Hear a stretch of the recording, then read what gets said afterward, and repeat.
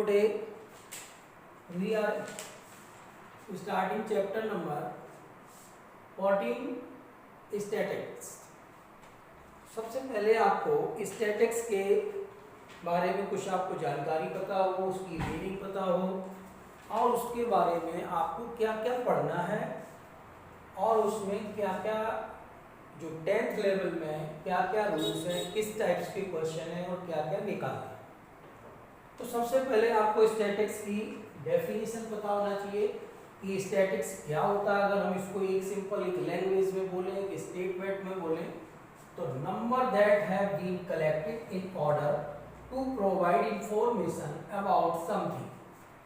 इस तरह से हम ये कह सकते हैं कि एक सिंपल एक स्टेटमेंट में हमने एक सिंपल सेंटेंस में ये बोल दिया कि ये जो है हमारी स्टैटिक्स की कंप्लीट डेफिनेशन हमने इसको बता दिया। अब इसमें मेन प्रॉब्लम जो मेन बात आती है वो ये आती है कि हमें इस स्टेटमेंट के साथ अब इस स्टैटिक्स में 10th क्लास में हमें क्या क्या चीज़ें पढ़नी है, उन चीज़ों के बारे में हम डिस्कशन स्टार्ट करते हैं। तो इंट्रोडक्शन ऑफ द चैप्टर की हमारी जो पूरा हमारे इस चैप्टर में क्या क्या इंफॉर्मेशन हमें गिवन होगी, क्या हमें फाइंड आउट करनी, क्या क्या मेथड्स पढ़ने, वो हम आपको सारा का सारा एक्सप्लेन करके बताते हैं। तो सबसे पहले जब हमारी ये चीज होगी स्टैटिक्स, अब हमारा आता है दूसरा टाइप, हमारा आता है डेटा। डेटा हमारा दो तरह का होता है।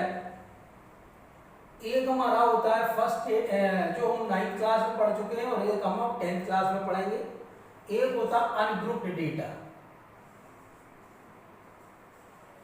अनग्रुप्ड डेटा जिसको हमने 9th क्लास में पढ़ रखा है ऑलरेडी।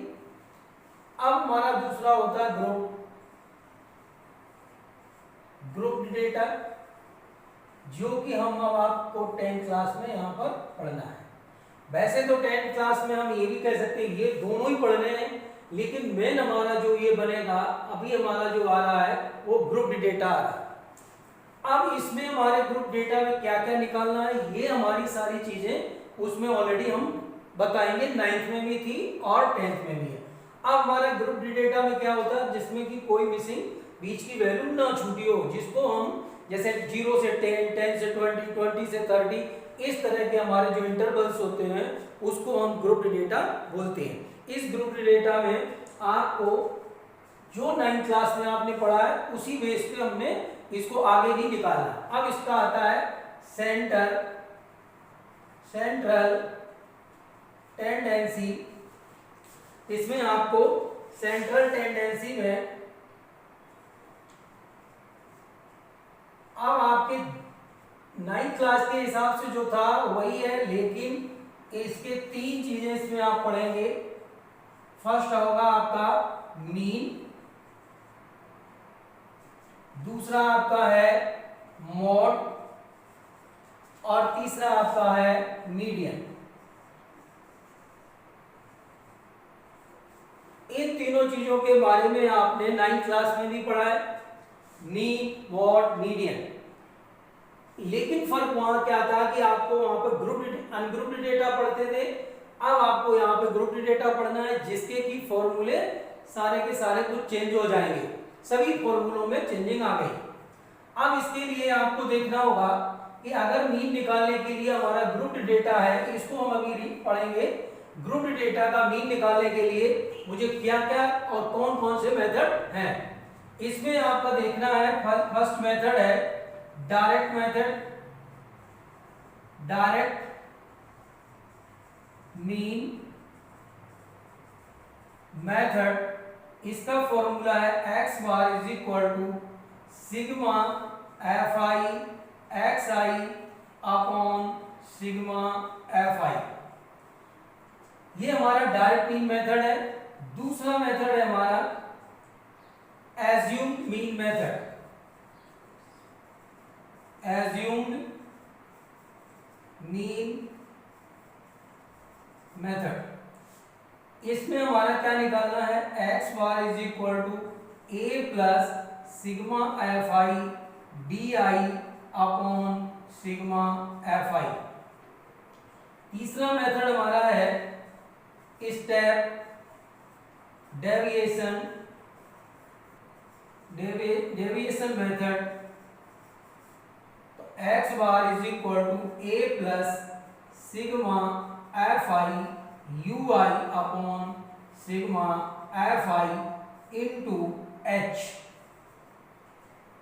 अब आप देखिएगा कि आपने यहां पर डायरेक्ट मेथड, एज्यूम्ड मेथड और स्टेप डेविएशन मेथड तीन हमने आपको बता दिए। इसमें सबसे इंपॉर्टेंट पार्ट क्या है कि तीनों में से अगर हम कोई भी किसी में यूज करते हैं तो हमारा मीन आ जाएगा, लेकिन हमारा क्वेश्चन हम सॉल्व कर रहे हैं, सिंपल की तरफ जाना चाहिए।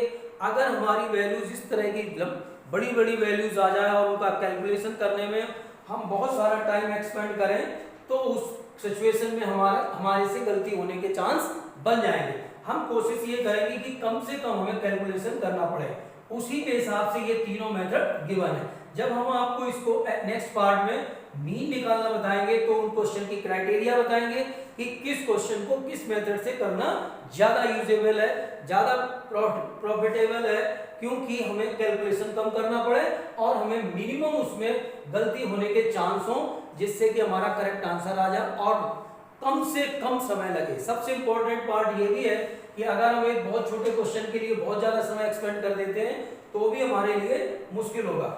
इसके बाद हमारा आता है मॉड का गेम। इसमें आपको देखना मॉड निकालने का हमारा एक फॉर्मूला है मॉड निकालने का। तो मॉड का फॉर्मूला यहां लिखेंगे, mode is equal to L plus f1 minus f0 upon 2f1 minus f0 minus f2 into h। ये हमारा मॉड निकालने का फॉर्मूला है और मॉड निकालने में हम इस तरह से इसकी वैल्यू रख करके मॉड निकाल देंगे। उसके बाद मेरा नेक्स्ट आता है मीडियन निकालने में is equal to L plus n/2 minus CF upon f into h। ये हमारा मीडियन निकालने का फॉर्मूला है। इस तरह से हम मॉड निकालने के लिए इस फॉर्मूले का, मीडियन निकालने के लिए इस फॉर्मूले का यूज करेंगे। इसके बाद हमारे पास ये तो हमें जब आपको इंटरवल गिवन होगा, फ्रीक्वेंसी गिवन होगी, जब हम इनकी वैल्यूज को पुट करके फाइंड आउट करके वैल्यू निकल आएगी। सपोज दैट अगर आपको मीन और मीडियन एक साथ गिवन हो, अच्छा मीडियन निकालने का एक फॉर्मूला और होता है जिसको हम ग्राफिकली मेथड से भी निकाल सकते हैं मीडियन को। तो मीडियन निकालने में हम ग्राफ का भी मेथड ऑजी बनाएंगे और उनके मेथड से हम उनके पॉइंट निकाल के उनको ग्राफ के थ्रू भी मीडियन को फाइंड आउट किया जा सकता है।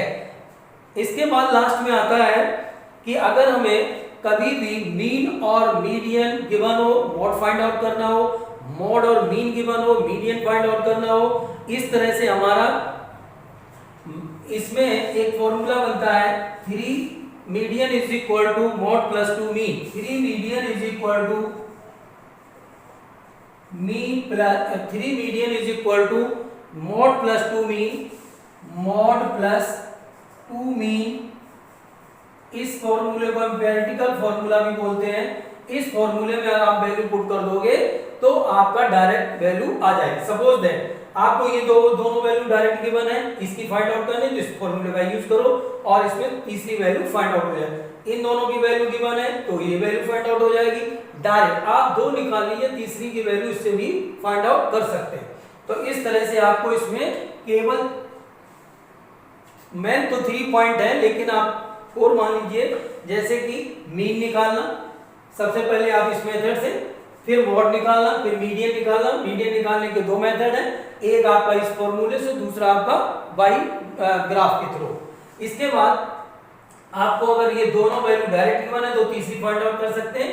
तो आपको इसमें 3 मेन है पॉइंट, मीन, मॉड, मीडियन को फाइंड आउट करना, निकालना। तो सबसे पहले हम फर्स्ट वीडियो में इसके मीन निकालने के हर टाइप के क्वेश्चंस को करवाएंगे और जिससे कि आपको कोई डाउट ना रहे। ओके।